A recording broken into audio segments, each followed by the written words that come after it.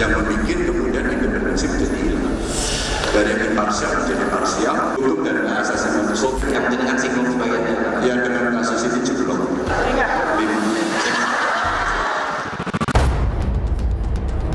Wajar begitu di tengah-tengah situasi kita yang agak aneh hari ini. Orang banyak berbincang soal kecurangan, ngomong soal ketidakadilan dan seterusnya. Mau pasca MK ataupun sebelum itu banyak sudah yang bilang demikian. Pak Ganjar memberi nilai 5 terhadap kinerja Pak Mahfud dan Pak Yasona, saya tidak sependapat. Banyak hal yang juga bagus yang menjadi prestasi selama pemerintahannya Pak Jokowi ini.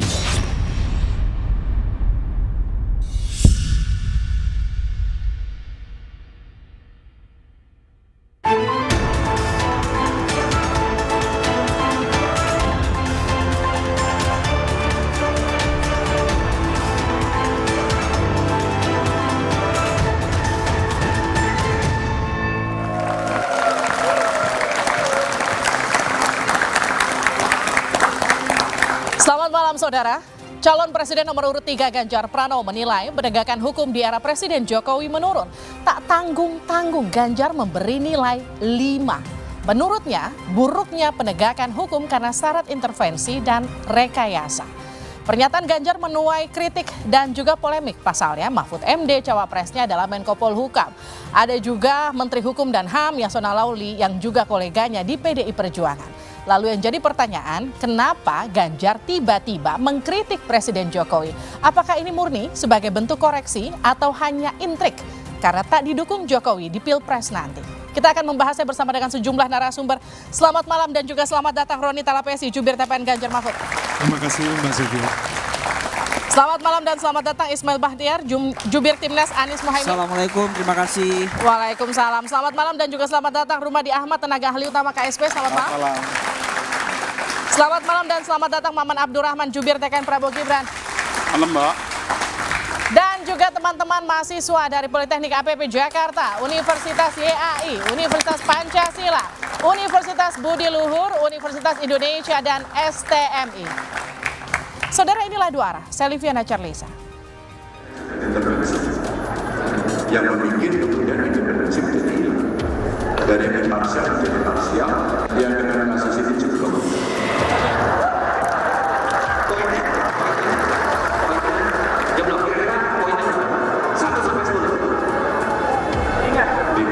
Sebaiknya Mas Ganjar menyampaikan itu sama Pak Mahfud MD.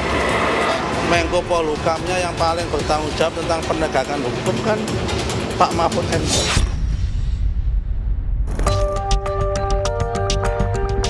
Jelang kampanye, calon Presiden Ganjar Pranowo mulai mengkritik pemerintahan Jokowi. Ganjar menilai penegakan hukum di era Jokowi buruk karena penuh rekayasa dan intervensi. Sementara itu cawapresnya Ganjar yaitu Mahfud MD yang notabene masih menjabat Menko Polhukam juga ikut-ikutan memberi catatan. Tapi kalau skor yang sebenarnya, nilai bidang Polhukam itu 79, jauh lebih tinggi skornya dibandingkan dengan kepercayaan terhadap pemerintah yang hanya 73. Kami bidang Polhukam memberikan nilai 79. Di bidang penegakan hukum 61,9. Tidak ada 5. Itu yang jeblok itu, ini soal MK ini aja. Soal MK yang lain enggak. Penilaian Ganjar yang dinilai sebagai autokritik ini lantas dibela oleh PDI Perjuangan. Pak Ganjar menyatakan hal tersebut pasti mempunyai data yang beliau sampaikan.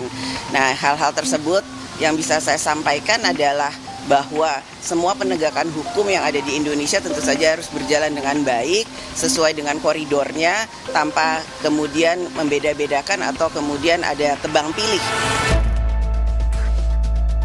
Tapi kritik Ganjar ini dinilai ibarat menepuk air di dulang terpercik muka sendiri. Karena cawapresnya adalah Menko Polhukam, sementara Menteri Hukum dan HAM adalah koleganya di PDI Perjuangan.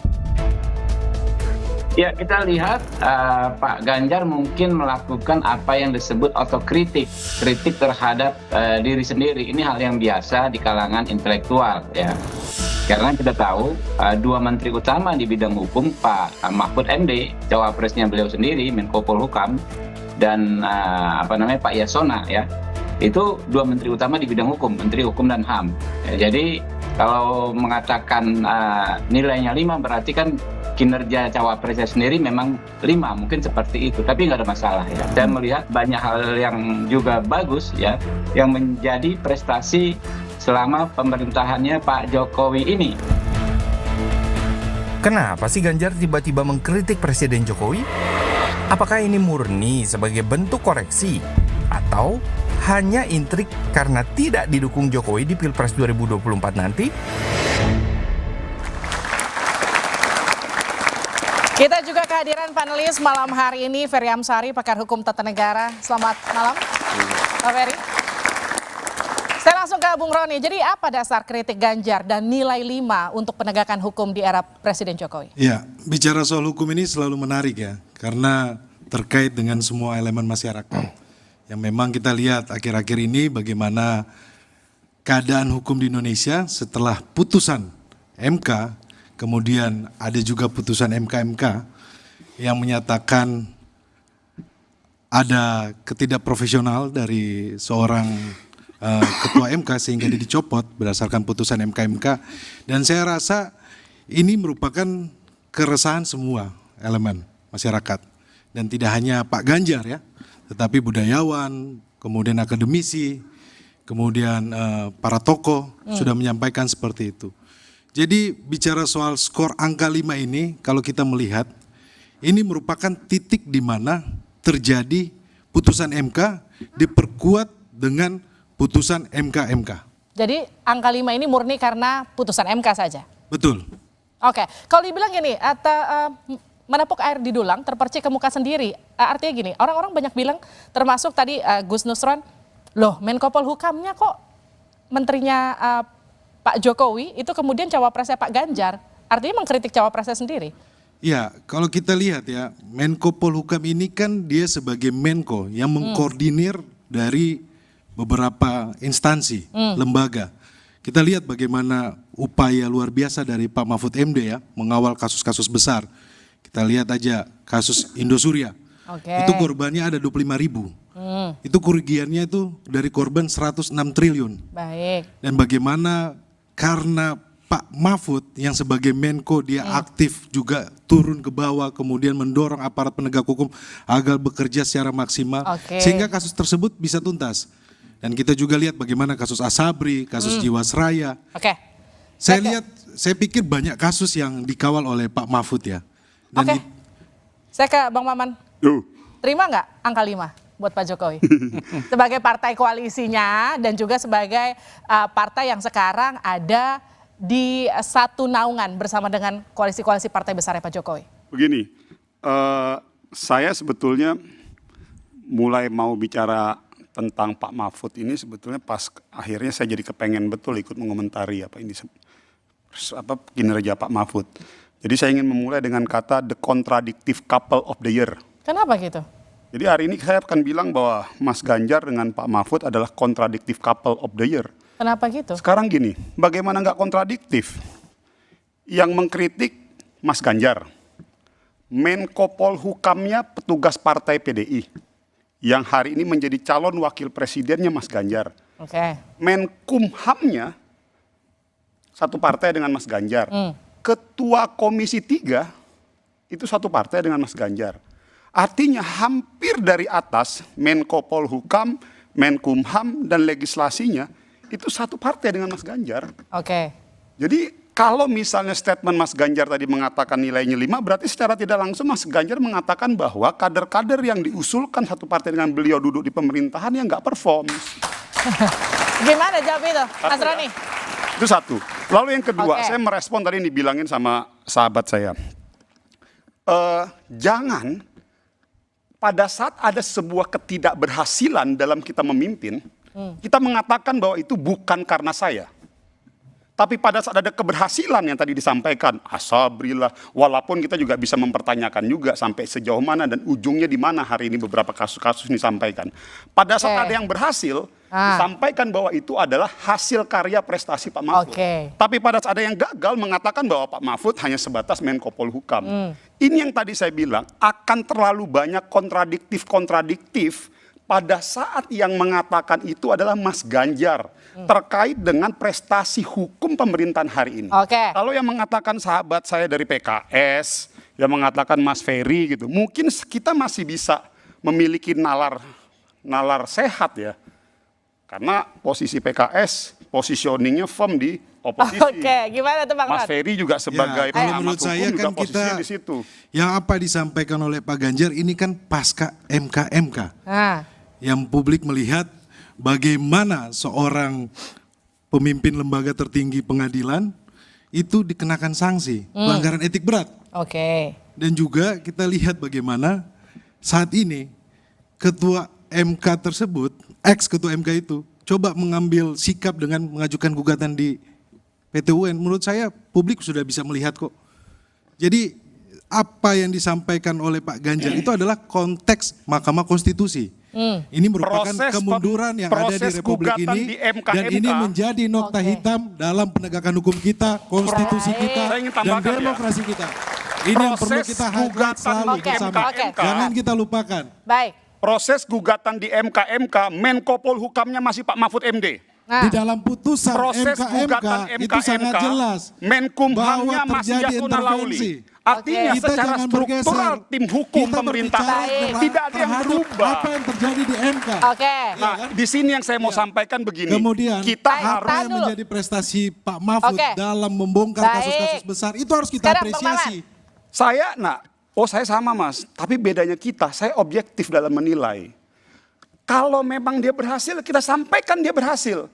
Tapi kalau memang ada satu kasus di bawah era pemerintahan ataupun jabatan beliau pun yang itu patut kita pertanyakan, teman-teman di sana juga harus berani mengatakan bahwa Maman itu harus juga ingat bagian bahwa dari kinerja di beliau. lembaga peradilan tidak boleh diintervensi, Baik. tetapi di putusan MK, lembaga peradilan Oke. konstitusi kita ada intervensi. Berarti saya ingin mengatakan Jadi- bahwa pada saat ada kegagalan yang notabene di bawah koordinasi Menko Polhukam, kita bisa mengatakan bahwa itu bukan kegagalan Menko Polhukam. Lembaga peradilan bukan di bawah Menko Polhukam, Pak Maman. Betul. Itu adalah lembaga Penegakan hukum independen. kasus Asabri, itu siapa yang menangani? Lembaga sosial?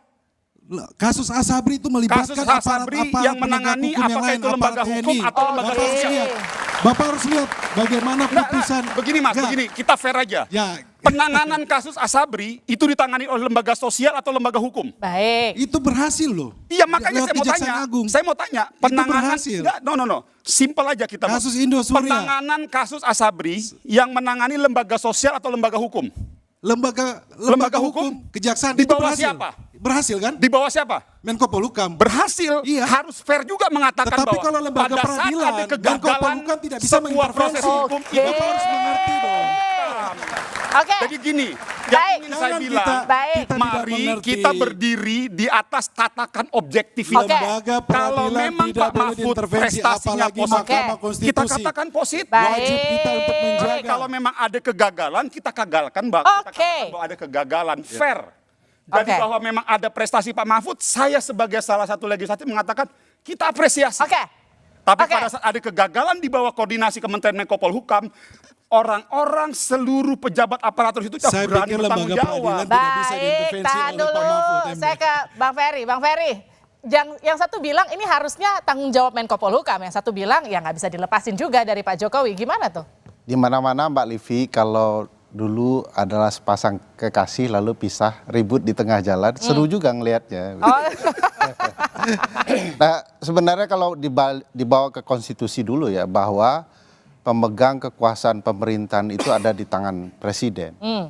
Para menteri hanyalah pembantu-pembantu presiden, pasal Oke. 17 Undang-Undang Dasar. Sehingga kalau bicara tanggung jawab tertinggi, mestinya memang di tangan presiden. Tetapi kalau dibaca seperti rumah ya, rumah yang kotor adalah tanggung jawab tuan rumah, tetapi apakah pembantu-pembantunya turut bertanggung jawab? Bisa iya juga. Jadi ini problematika dua hal yang perlu dilihat secara jernih. Nanti soal tanggung jawab kita bicarakan nanti, ini soal apakah angka penegakan hukum kita bermasalah. Layakkah di angka 5?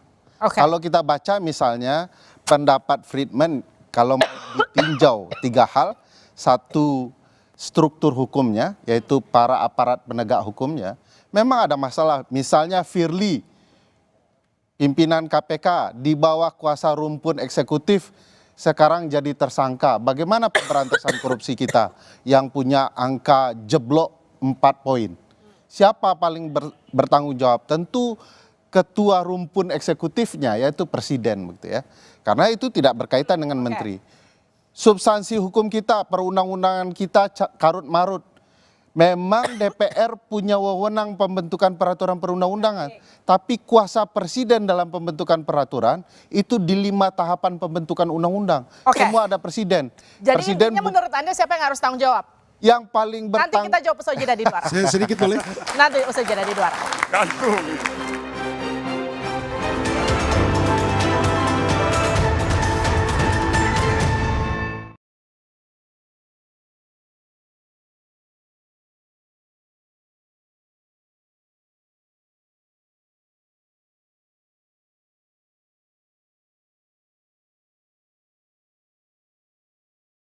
Ganjar Pranowo memberi rapor merah pada kualitas penegakan hukum di era Presiden Jokowi. Hal ini terjadi karena adanya rekayasa dan intervensi. Pernyataan Ganjar ini dikritik pendukung Prabowo. Pasalnya, penegakan hukum juga jadi tanggung jawab Mahfud MD, Cawapres Ganjar. Kritik Ganjar ini dinilai hanya bentuk kekecewaan karena tak didukung Jokowi. Benarkah demikian? Simak pembahasannya dalam Dua Arah malam ini pukul 8:30 live di Kompas TV.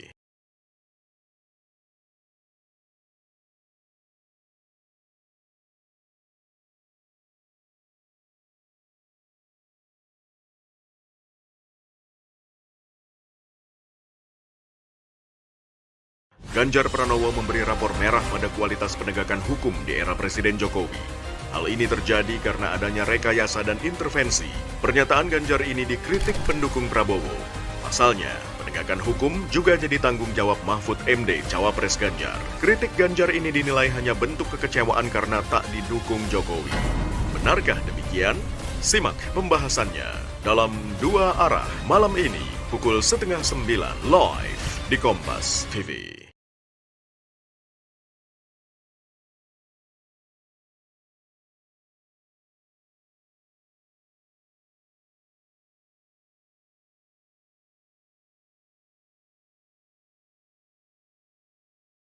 Ganjar Pranowo memberi rapor merah pada kualitas penegakan hukum di era Presiden Jokowi. Hal ini terjadi karena adanya rekayasa dan intervensi. Pernyataan Ganjar ini dikritik pendukung Prabowo. Pasalnya, penegakan hukum juga jadi tanggung jawab Mahfud MD, Cawapres Ganjar. Kritik Ganjar ini dinilai hanya bentuk kekecewaan karena tak didukung Jokowi. Benarkah demikian? Simak pembahasannya dalam Dua Arah malam ini pukul 8:30 live di Kompas TV.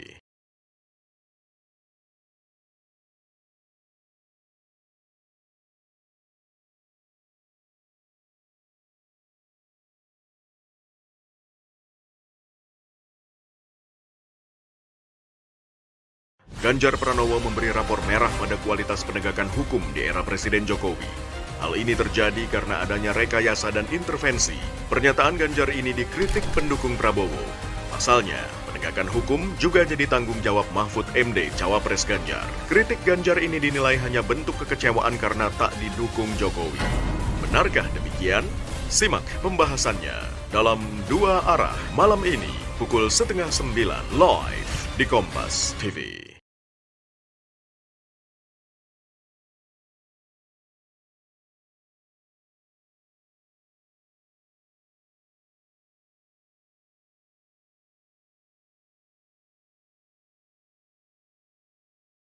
Ganjar Pranowo memberi rapor merah pada kualitas penegakan hukum di era Presiden Jokowi.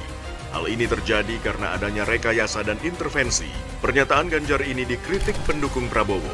Pasalnya, penegakan hukum juga jadi tanggung jawab Mahfud MD, Cawapres Ganjar. Kritik Ganjar ini dinilai hanya bentuk kekecewaan karena tak didukung Jokowi. Benarkah demikian? Simak pembahasannya dalam Dua Arah malam ini pukul 8:30 live di Kompas TV.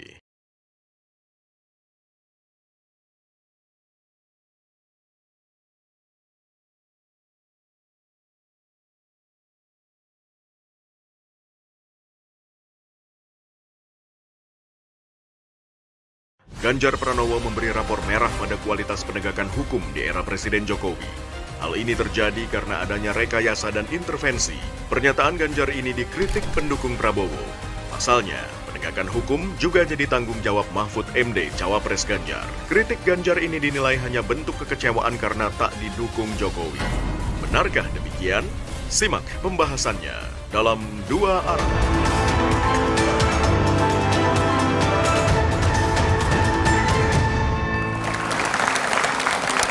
Anda kembali bersama kami di Dua Arah, rapor merah untuk Jokowi di bidang penegakan hukum. Apakah ini intrik atau murni kritik? Jadi Bang Ferry, siapa yang harus betul-betul bertanggung jawab kalau dikasih rapor merah? Presiden atau menterinya? Sekali lagi pasal 4 ya, bahwa presiden adalah pemegang kekuasaan pemerintah tertinggi. Cuman begini, harus dilihat konteksnya ya. Apakah menteri ada yang bertanggung jawab? Iya. Apakah lebih berat tanggung jawab menteri koordinator dan menteri langsung? Menurut saya Undang-Undang Kementerian bilang tugas utama kementerian membantu presiden. Menteri koordinir hanya mengkoordinir. Baik. Jadi memang ada nuansa presiden harus bertanggung jawab penuh kepada bawahannya.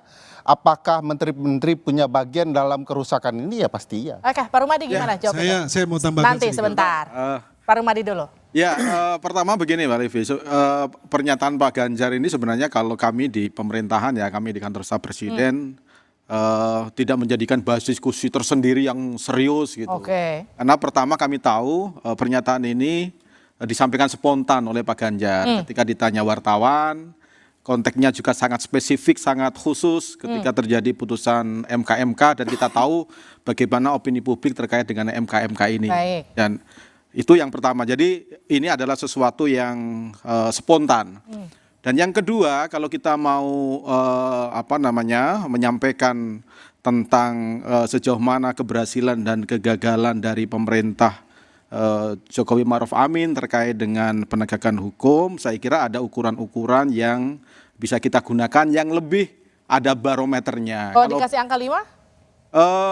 Itu hak Pak Ganjar. Itu kami tidak mau mengomentari terlalu jauh soal itu karena kami tahu apa yang disampaikan oleh Pak Ganjar itu juga spontan, tidak menyampaikan data yang khusus gitu. Jadi menurut saya sih ini sesuatu yang begitu saja disampaikan dan konteksnya sangat khusus gitu. Jadi dikasih angka 5 menurut Anda ini pas atau enggak? Pertama saya ingin bilang bahwa apa yang disampaikan Pak Ganjar ini sebenarnya berupa raport merah yang telat diberikan. Telat diberikan. Kenapa saya ingin bilang telat diberikan? Kita harus ingat persoalan penegakan hukum ini akan lain judul, lain cerita kalau seandainya tidak terjadi pengubahan daripada kasus MK misalnya kemarin, pasti akan beda judulnya. Sehingga saya ingin sampaikan pada kesempatan ini bahwa yang terjadi hari ini persoalan penegakan hukum bukan hanya persoalan itu, ada banyak case-case yang lain. Sebutlah misalnya kasus Harun Masiku atau yang paling merakyat misalnya, masih banyak hari ini kita temukan di kampung-kampung terkait dengan polisi, oknum-oknum polisi ya yang kemudian melakukan penyerangan secara bebas. Dan saya ingin sampaikan bahwa kesempatan yang disampaikan Pak Ganjar seandainya mungkin disampaikan hari ini, boleh jadi mungkin angka yang diberikan bukan 5, tapi mungkin minus. Kenapa saya ingin bilang minus? Baru-baru saja kemarin, oknum pimpinan KPK ditetapkan sebagai tersangka. Saya kira tidak benar lah itu citra buruk yang ditunjukkan bahwa kasus tidak sedang baik-baik saja. Kalau mau gunakan ukuran yang objektif, gunakan parameter yang saintifik. Gitu. Jadi bukan asumsi, bukan perasaan gitu.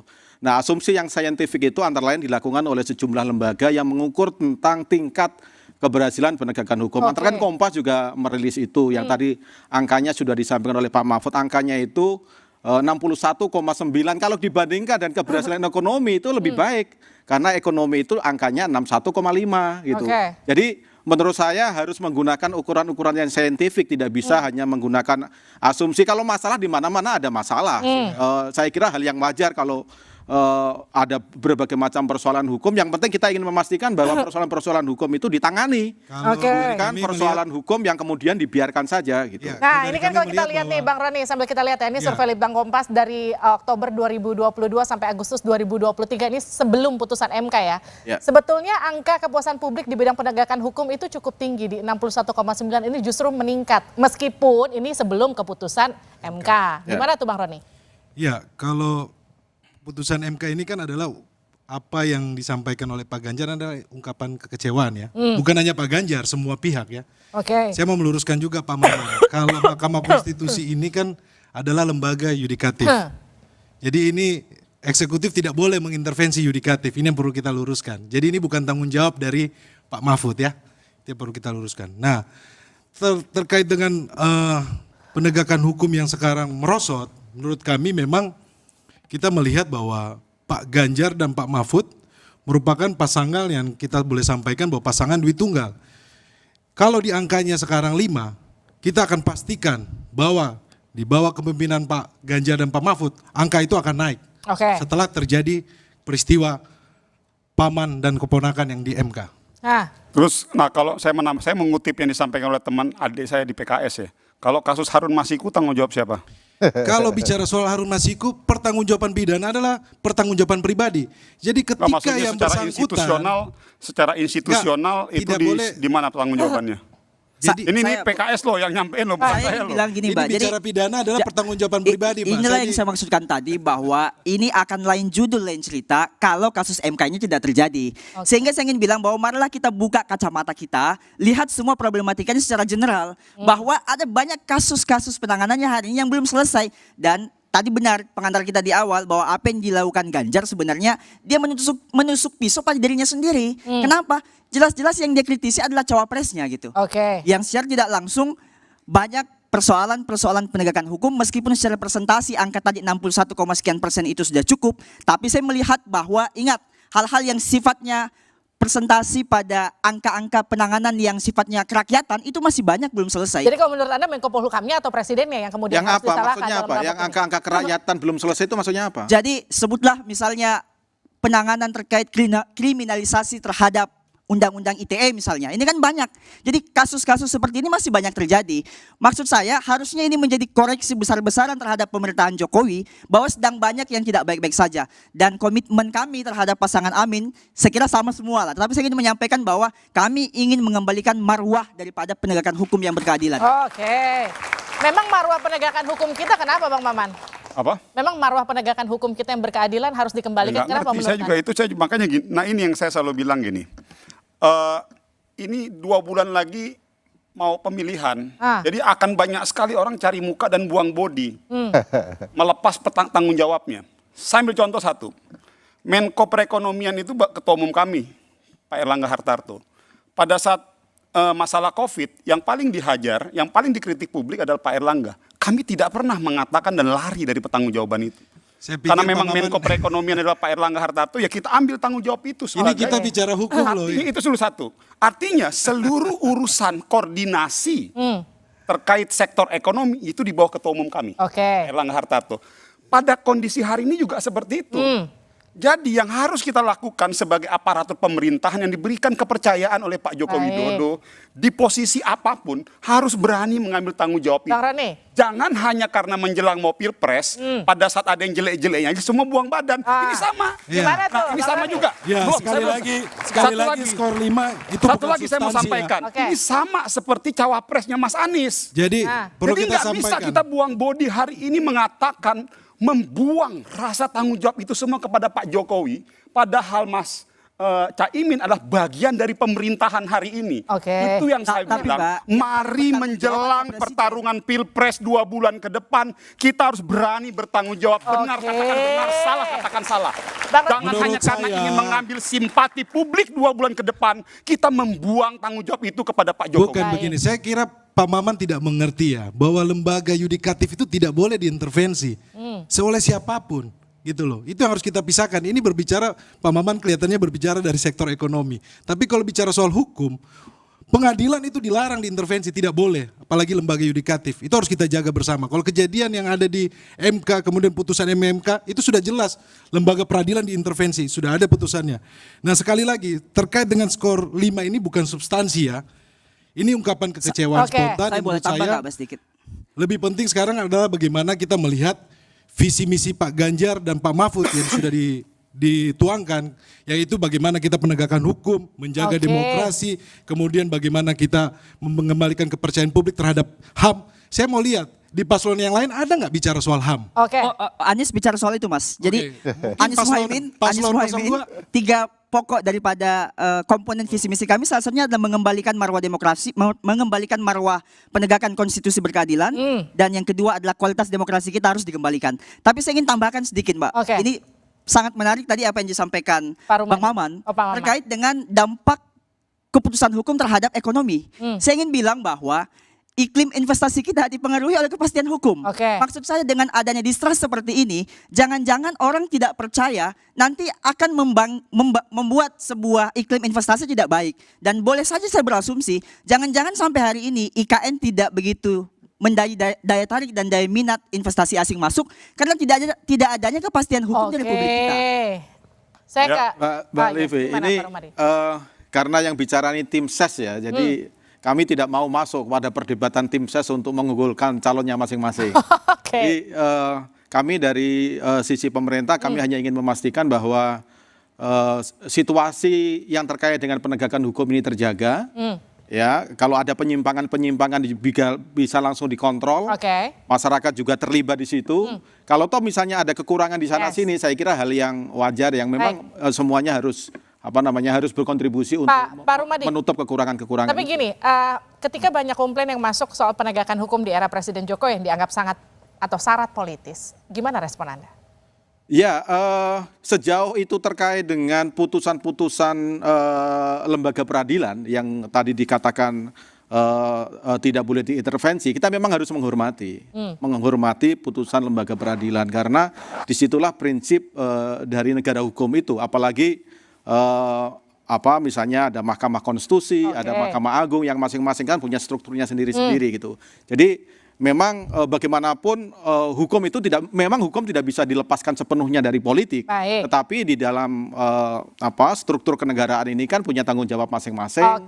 Eksekutif pada jalurnya, legislatif pada jalurnya, kemudian yudikatif pada jalurnya. Saya ke Bung Roni. Bung Roni, jadi gini. Ada anggapan kritik dari Ganjar untuk Jokowi ini karena sakit hati nggak didukung di pemilu nanti. Gimana respon Anda? Nanti dijawab saja di dua arah.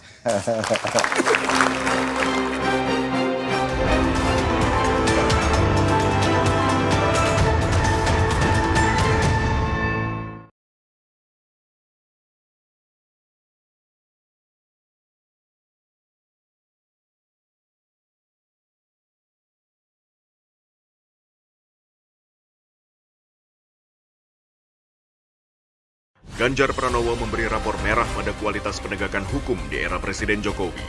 Hal ini terjadi karena adanya rekayasa dan intervensi. Pernyataan Ganjar ini dikritik pendukung Prabowo. Pasalnya, penegakan hukum juga jadi tanggung jawab Mahfud MD, cawapres Ganjar. Kritik Ganjar ini dinilai hanya bentuk kekecewaan karena tak didukung Jokowi. Benarkah demikian? Simak pembahasannya dalam Dua Arah malam ini pukul 8:30 live di Kompas TV.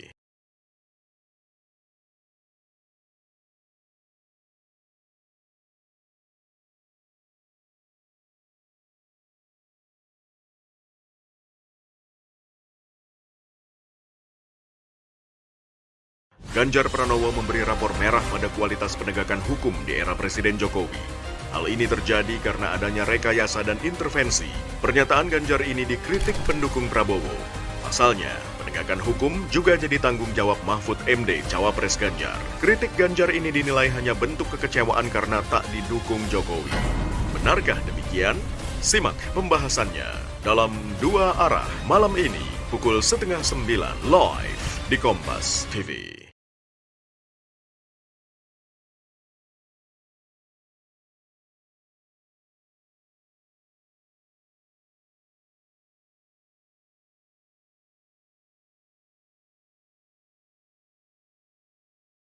Ganjar Pranowo memberi rapor merah pada kualitas penegakan hukum di era Presiden Jokowi. Hal ini terjadi karena adanya rekayasa dan intervensi. Pernyataan Ganjar ini dikritik pendukung Prabowo. Pasalnya, penegakan hukum juga jadi tanggung jawab Mahfud MD, cawapres Ganjar. Kritik Ganjar ini dinilai hanya bentuk kekecewaan karena tak didukung Jokowi. Benarkah demikian? Simak pembahasannya dalam Dua Arah malam ini pukul 8:30 live di Kompas TV.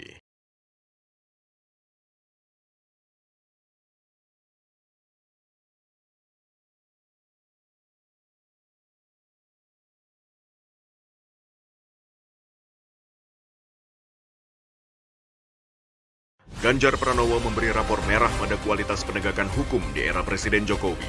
Hal ini terjadi karena adanya rekayasa dan intervensi.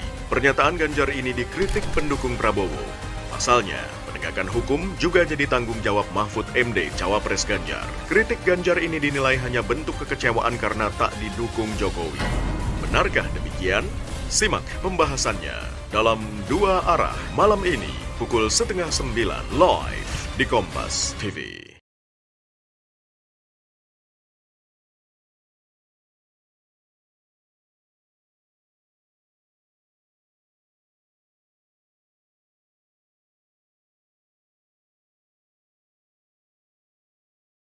Ganjar Pranowo memberi rapor merah pada kualitas penegakan hukum di era Presiden Jokowi. Hal ini terjadi karena adanya rekayasa dan intervensi. Pernyataan Ganjar ini dikritik pendukung Prabowo. Pasalnya, penegakan hukum juga jadi tanggung jawab Mahfud MD, Cawapres Ganjar. Kritik Ganjar ini dinilai hanya bentuk kekecewaan karena tak didukung Jokowi. Benarkah demikian? Simak pembahasannya dalam Dua Arah malam ini pukul 8:30 live di Kompas TV.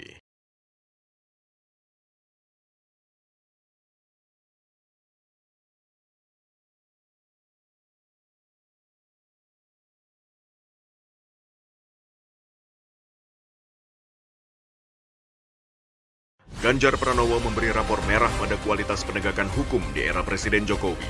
Hal ini terjadi karena adanya rekayasa dan intervensi. Pernyataan Ganjar ini dikritik pendukung Prabowo. Pasalnya, penegakan hukum juga jadi tanggung jawab Mahfud MD, Cawapres Ganjar. Kritik Ganjar ini dinilai hanya bentuk kekecewaan karena tak didukung Jokowi. Benarkah demikian?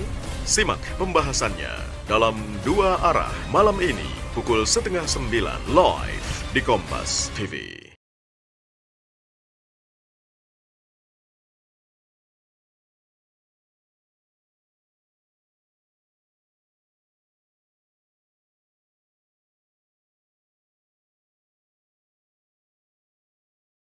Ganjar Pranowo memberi rapor merah pada kualitas penegakan hukum di era Presiden Jokowi.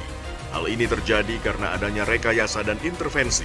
Pernyataan Ganjar ini dikritik pendukung Prabowo.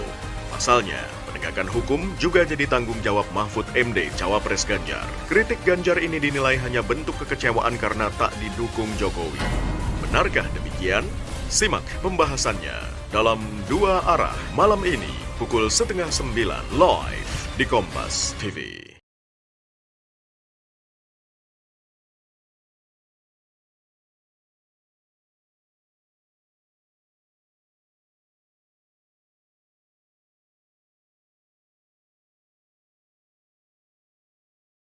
Ganjar Pranowo memberi rapor merah pada kualitas penegakan hukum di era Presiden Jokowi. Hal ini terjadi karena adanya rekayasa dan intervensi. Pernyataan Ganjar ini dikritik pendukung Prabowo.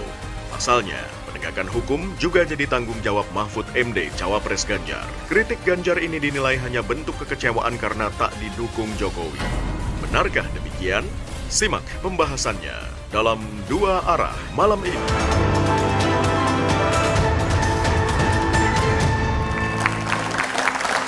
Anda kembali bersama kami di Dua Arah, saudara. Rapor merah untuk Jokowi murni kritik atau justru intrik? Saya ke Bung Roni. Bung Roni, ada yang kemudian berpendapat kritikan ini karena memang Pak Ganjar nggak didukung Pak Jokowi di Pilpres nanti. Menurut saya tidak benar ya, bahwa sudah terbukti bahwa Pak Ganjar dan Pak Mahfud terbukti mampu menuntaskan tugas-tugas dari Pak Presiden. Pak Ganjar di Jawa Tengah, Pak Mahfud sebagai Menko Polhukam. Kalau kita lihat bagaimana Pak Mahfud juga menyelesaikan kasus-kasus besar, BLBI, membentuk Pokja juga tentang reformasi hukum. Dan kami melihat bahwa hanya pasangan Pak Ganjar dan Pak Mahfud yang bisa menuntaskan reformasi hukum. Oke, tapi yang kemudian jadi pertanyaan saya gini, ini suara dari PDIP, kritikan dari Ganjar untuk Pak Jokowi, atau murni dari pribadi Pak Ganjar sendiri? Karena nampaknya PDIP nggak satu suara. Saya putarkan dulu pernyataan Bu Puan. Ini dia. Nggak ada instruksi hal-hal seperti itu kan disampaikan oleh Pak Ganjar selaku calon presiden. Pasti beliau menyampaikan hal itu karena punya data yang memang beliau harus sampaikan atau disampaikan. Ya tentu saja tadi karena saya tanya elektabilitasnya jadi naik atau turun, ini akan menjadi evaluasi bagi kami PDI Perjuangan untuk bisa melihat secara baik dan secara jelas apakah kemudian hal itu memang harus dievaluasi atau tidak. Itu aja. Apakah memang harus dievaluasi atau enggak? Itu enggak ada instruksi. Jadi ini murni bukan suaranya PDIP, murni dari suara Pak Ganjar sendiri. Saya pikir ini adalah dari masyarakat luas ya, setelah melihat apa yang terjadi di Mahkamah Konstitusi. Oke, gimana tuh Bang Maman? Gini Mbak, saya tuh sebenarnya ingin kita seia sekata antara perkataan dan perbuatan. Satu, yang kedua harus mencoba berani berkata objektif. Sebetulnya sederhana itu, dari tadi ini dari awal dialog kita ini, saya sebenarnya menuntut semua teman-teman jangan hanya karena ingin menarik simpatik publik dalam 2 bulan ini, kita mengabaikan aspek-aspek objektif kita. Bagi saya, benar katakan benar, salah katakan salah. Berprestasi katakan berprestasi, tidak berprestasi katakan tidak berprestasi. Ada sederhana nih, analogi sederhana. Semakin banyak kita bergerak, maka akan semakin banyak kita bisa menilai seseorang itu. Semakin sedikit kita bergerak, maka akan semakin susah dan semakin sulit kita menilai orang itu. Dari kondisi hari ini, ya wajar kalau yang namanya Pak Joko Widodo, Pak Prabowo, dan Pak Mahfud menjadi orang yang paling banyak dikritik. Karena apa? Positioningnya sebagai pejabat pemerintahan di pusat. Sudah banyak aktivitas yang dikerjakan. Jadi sah-sah saja dan seharusnya teman-teman nggak usah juga terlalu panik. Sama halnya juga hari ini pada saat pemerintahan Pak Jokowi dikritik, ya sudah kita mencoba untuk merespon secara objektif. Beda halnya dengan Mas Ganjar dan Mas Anies. Sulit kita mengkritik. Karena kan beliau level gubernur dan Mas Ganjar juga level di Jawa Tengah. Yang itu pun masih dipertanyakan juga keberhasilan pemerintahan Mas Ganjar pada saat menjabat sebagai gubernur Jawa Tengah. Artinya apa? Dalam konteks hari ini yang terpenting bagi saya adalah jangan kalau yang berhasil seakan-akan ada yang positif mengatakan itu kerja gua. Tapi pada saat ada sesuatu yang bermasalah dikata oh bukan kerja. Oh Bang Roni gimana tuh? Ya sekali lagi ya, apa yang terjadi di MK saya berulang kali menyampaikan itu adalah nokta hitam dalam sejarah penegakan hukum kita, dalam sejarah konstitusi kita, dalam sejarah demokrasi. Karena apa? Ini nabrak aturan, merubah aturan untuk seseorang yang sekarang publik sudah bisa melihat, dan ini kan menjadi kritik secara luas, bukan hanya kami loh. Para aktivis, para tokoh, sampai mantan wapres juga pernah sampaikan, ini kan berbahaya terkait dengan demokrasi kita. Jadi kalau seperti ini yang disampaikan oleh publik, ya. Ini sederhana, dialog Mas. Ini interaktif aja. Kalau kita punya keinginan melakukan judicial review ataupun sesuatu hal terkait hukum, apa institusinya? Mahkamah Konstitusi kan? Baik. Kalau misalnya teman-teman pendukung Mas Ganjar, Mas Gibran itu mengadukan judicial review itu ke lembaga puskesmas atau lembaga kesehatan, lalu diketok, teman-teman boleh protes. Saya pikir Mas Maman nggak baca putusan MK ya, bahwa terjadi pelanggaran etik berat sehingga dicopot dari ketua Mahkamah Konstitusi. Saya boleh tambah. Ini bukan hanya persoalan objektif dan subjektif, Mbak. Saya justru ingin bilang bahwa sebenarnya akhir-akhir ini apa yang disampaikan Mas Ganjar dalam sejumlah statement ini adalah bentuk validasi. Validasi bahwa kondisi demokrasi kita sedang tidak baik-baik saja, penegakan hukum sedang ada persoalan, dan saya melihat akhirnya itu memberikan efek luar biasa. Kenapa efek luar biasanya? Seminggu terakhir indeks political opinion kami naik 2 digit. Ya, artinya efek apa? Elektoralnya melimpah ke Anda. Kira-kira begitu. Tapi saya ingin bilang bahwa pelimpahan itu bukan karena tanpa sebab, justru karena adanya kesadaran masyarakat, adanya kewarasan warga bahwa ternyata demokrasi kita sedang menurun kualitasnya dan penegakan hukum sedang tidak baik-baik saja. Jadi itu berdasarkan penegakan hukum yang nggak baik-baik saja. Dan itu tervalidasi Mbak, karena buktinya dalam survei memang indeks politikal bertambah angkanya. Jadi terbukti dengan apa yang terjadi di pada hasil survei. Kalau dibilang ada permasalahan dengan demokrasi kita, ini hari ini kita diberikan ruang untuk berdemokrasi loh.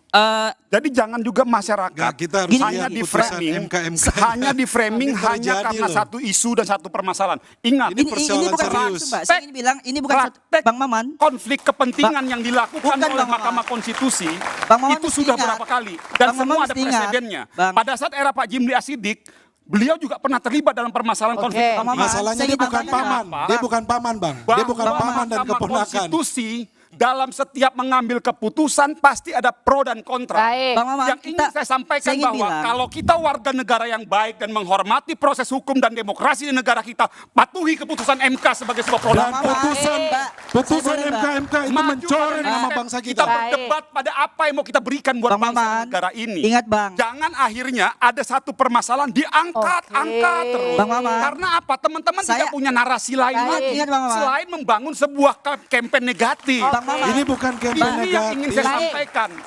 Akhirnya apa? Yang terjadi sekarang blunder politik yang dilakukan oleh Mas Ganjar. Mengkritik permasalahan hukum. Ini adalah fakta yang terjadi. Ingat, yang kita angkat Sebetulnya bukan di situ. hanya persoalan MK. Poinnya yang saya ingin Ada banyak hal sampaikan. yang lain. Yuk, mari kita berdebat, mari kita bernarasi, mari kita membangun demokrasi 2 bulan ke depan dalam perdebatan yang konstruktif, yaitu memperdebatkan apa yang mau kalian tawarkan buat bangsa negara ini. Kami punya visi misi adalah penegakan hukum, reformasi hukum, kemudian HAM, Baik, Bang Roni, kemudian tahan dulu. demokrasi. Ya. Itu ada di Oke. visi misi kita dan Sekarang kami saya yakin tanya, kami bisa Kita keluar melanjutkan visi misi ya, reformasi belum hukum. Isu HAM ditaruh di Reformasi nomor hukum berapa bisa oleh pasangan? dilaksanakan oleh Pak Ganjar dan Pak Mahfud. Kalau di Pak Prabowo, Bang Maman. isu HAM ditaruh di nomor 1. Oke. Nah, kalau kalian ditaruh di dalam nawacita nomor berapa?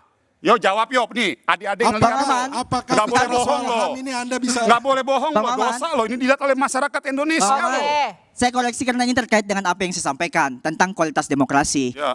Saya ingin menyampaikan bahwa konsentrasi kita jangan hanya pada putusan MK, ada hal-hal yang lain. Tadi sempat di awal sampaikan, bagaimana dengan kebebasan berpendapat, undang-undang ITE. Ini kamu boleh ngomong bebas kok, nggak ada yang melarang, nggak ada yang nangkepin loh, Dek, betul nggak? Ada yang banyak nangkepin sejumlah beliau ini kasus, sekarang. ada banyak sejumlah kasus. Kemarin Ya di UNJ beda, misalnya. kebebasan pendapat yang akhirnya mendiskreditkan orang yang hina. Oke, Bang Ferry, tepuk tangan dulu, tepuk tangan dulu. Nah, ini kalian nggak ada yang ditanggepin. Dari Ganjar Mahfud bicara soal demokrasi, kita akan fokus kepada undang-undang ITE yang sekarang menjadi masalah. Ini para tim ses biar berdebat nggak apa-apa, saya nikmati aja. Kita belum boleh masuk ke ranah kampanye, belum kampanye soalnya. Gimana Bang Ferry? Kalau kita mau menilai secara agak lebih universal ya, ada data penelitian dari World Justice Project untuk Indonesia yang dikasih nama Indeks Negara Hukum ke seluruh negara di dunia termasuk Indonesia. Angka Indonesia memang tidak baik-baik saja. Ada di angka 0,52 hingga 0,53 dari angka terbaik 1. Nah, artinya ada setengah runtuh dalam proses penegakan hukum kita. Nah, salah satunya di isu HAM, di isu kemerdekaan peradilan, dan tentu saja apa yang terjadi. Iya, isu HAM-nya karena masalah wadas, Mas. Iya, wadas. Tengah nggak beres-beres. Ada kemungkinan juga potensi pelanggaran HAM di masa lalu, dan juga potensi orang melanggar HAM di masa depan dan lain-lain.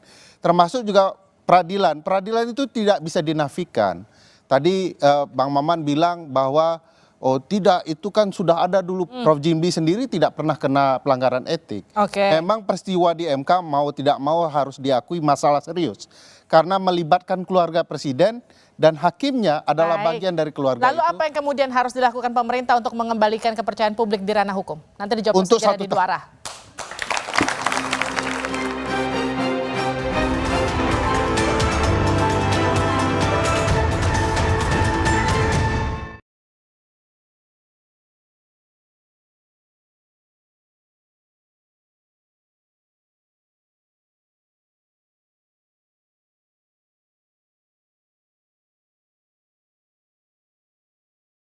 Ganjar Pranowo memberi rapor merah pada kualitas penegakan hukum di era Presiden Jokowi.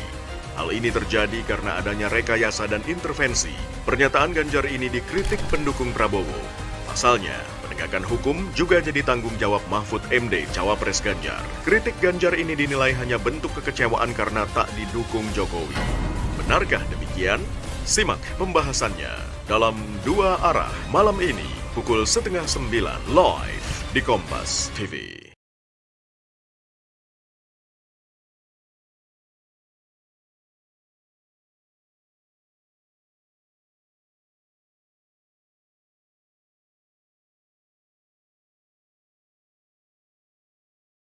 Ganjar Pranowo memberi rapor merah pada kualitas penegakan hukum di era Presiden Jokowi. Hal ini terjadi karena adanya rekayasa dan intervensi. Pernyataan Ganjar ini dikritik pendukung Prabowo. Pasalnya, penegakan hukum juga jadi tanggung jawab Mahfud MD Cawapres Ganjar. Kritik Ganjar ini dinilai hanya bentuk kekecewaan karena tak didukung Jokowi. Benarkah demikian? Simak pembahasannya dalam Dua Arah malam ini pukul 8:30 live di Kompas TV.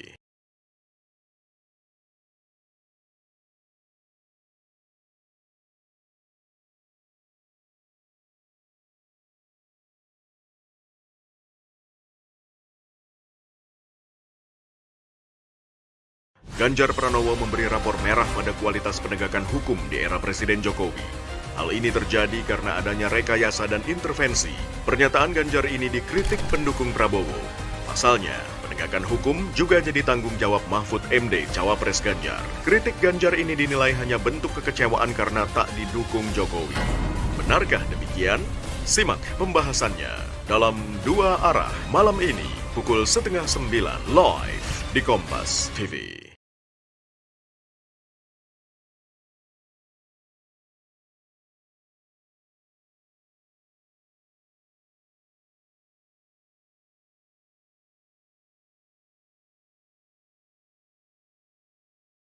Ganjar Pranowo memberi rapor merah pada kualitas penegakan hukum di era Presiden Jokowi.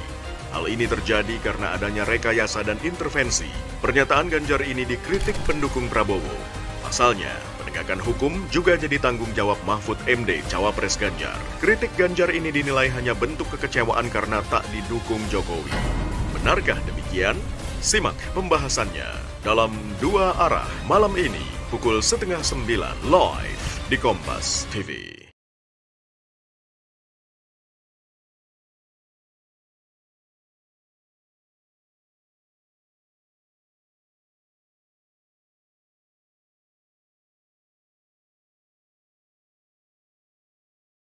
Ganjar Pranowo memberi rapor merah pada kualitas penegakan hukum di era Presiden Jokowi. Hal ini terjadi karena adanya rekayasa dan intervensi. Pernyataan Ganjar ini dikritik pendukung Prabowo. Pasalnya, penegakan hukum juga...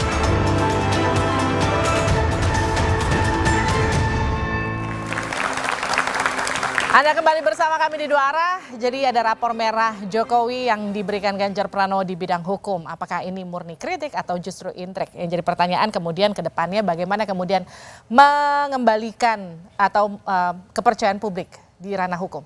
Pak Ferry. Ya, sederhana tentu saja segala kepatuhan aturan main diberlakukan dan pastikan penegak hukum kita independen.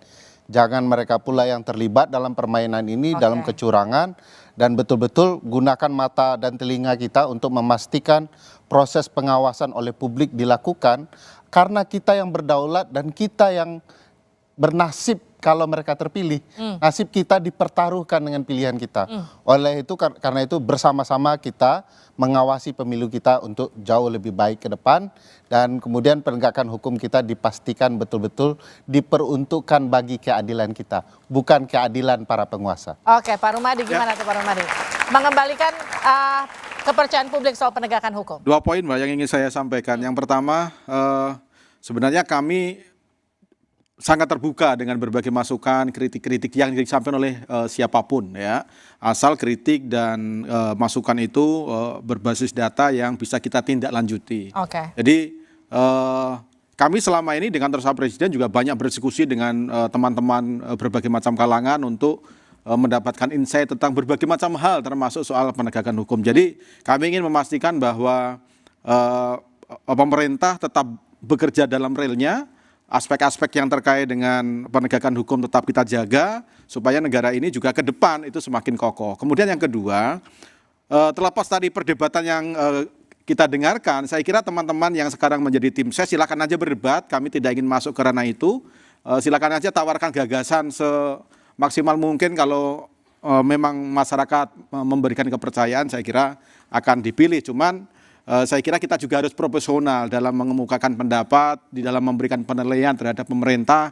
Jangan hanya berdasarkan asumsi, kemudian satu kasus kemudian digeneralisir seolah-olah semuanya gelap gulita. Saya kira kita harus proporsional, ada ukuran-ukuran yang saintifik yang bisa kita gunakan untuk melihat berjalannya pemerintah ini. Termasuk soal kebebasan berpendapat, segala macam. Saya kira sekarang ini ruangnya masih diberikan sedemikian rupa, orang boleh mengkritik pemerintah, tidak tanpa harus ada rasa takut dan lain sebagainya. Termasuk apa yang terjadi pada malam hari ini kan saya kira bukti bahwa kebebasan berpendapat itu masih hidup di dalam negara. Tapi Mas, kalau boleh menimpali, bagaimana dengan kasus Haris Azhar dan Rocky Gerung dan masyarakat-masyarakat lain?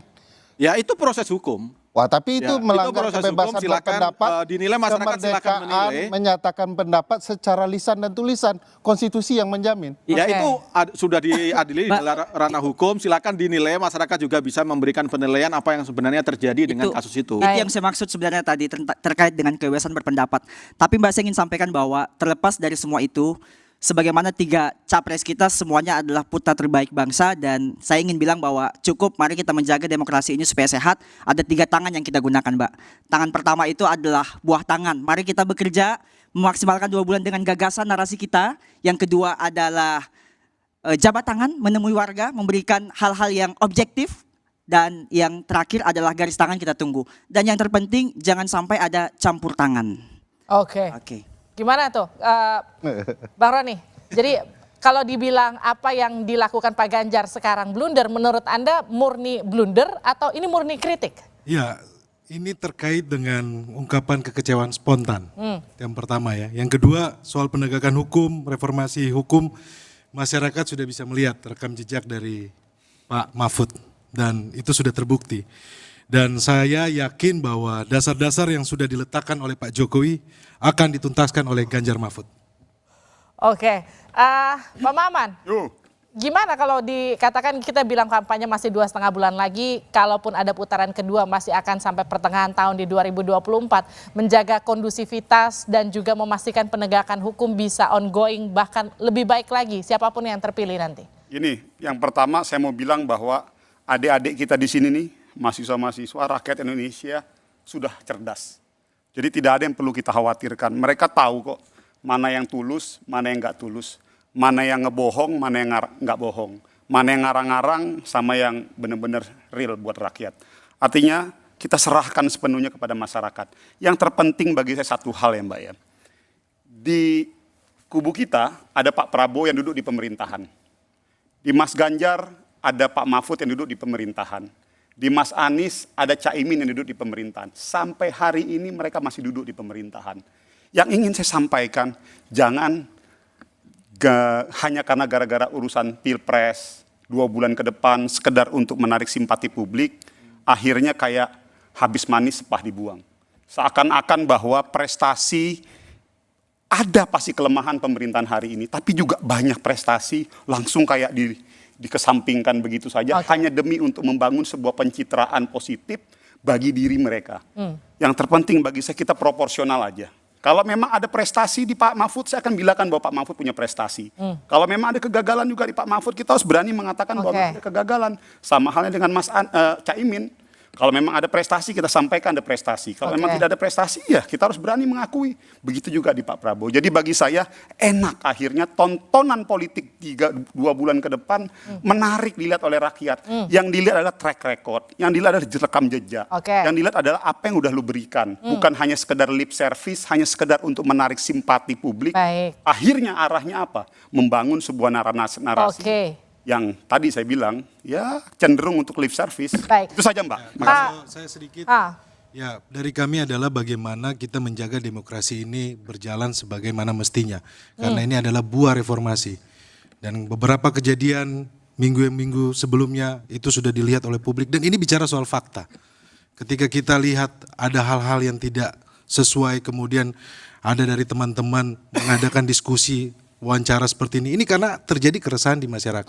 Dan ini menjadi concern kita bersama bahwa dari Pak Ganjar dan Pak Mahfud merupakan anak kandung dari reformasi, kita akan menjaga demokrasi ini dengan baik. Tepuk tangan untuk semua narasumber saya pada malam hari ini, saudara.